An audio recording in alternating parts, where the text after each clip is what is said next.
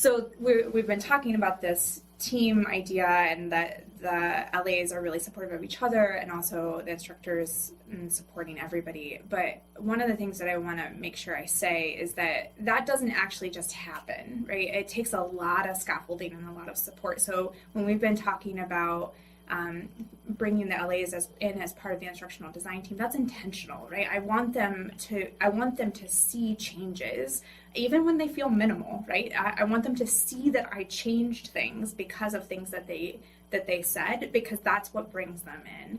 And I think the Slack channel that we use, our Slack team that we use to share out information, also intentional, right? How do we get the LAs to be the owners of the knowledge, right? So it's not that the instructor has a solution and I'm keeping it from you, but rather what your job here is to think about what students are going to think about. And so you have to do that. And so putting your solution up for the week, up for your teammates, is a way of supporting your teammates and thinking about what the day's work is going to look like, as opposed to if it's just my instructor mind giving you all the answers, then you don't engage with that in the same way.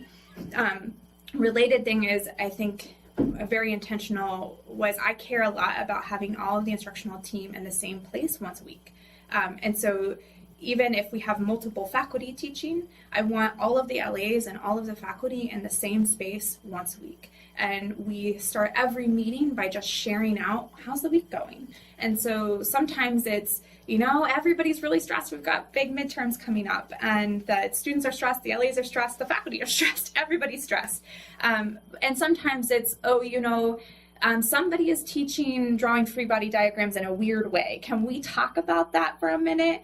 But having everybody in the same space helps build up that sense of community and that sense of team. So even when LAs are not teaching with me, they still come to me to talk about things. They still think of me as part of the team, right? And I think the intentionality is something that a lot of people think you just put people in a room together and it works. It doesn't. There's a lot of scaffold and a lot of support. And then once you get it going, it definitely, they made sweatshirts last year, and they bring in bagels every morning. They definitely sustain it, but there has to be some intentional design to get that teamwork to happen.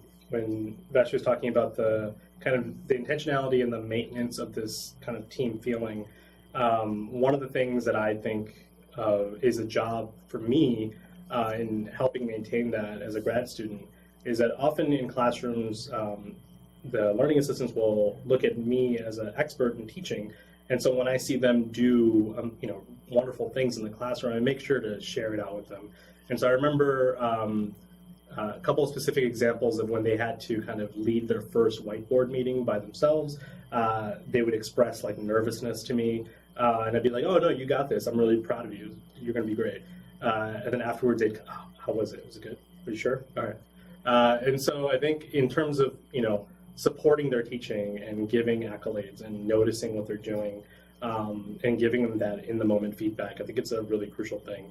And I think it helps build up that confidence and feeling like, oh, I'm like the other instructors. Like I'm not some person who has to memorize answers. Knowing the right answer is the least important thing in our classroom, I think.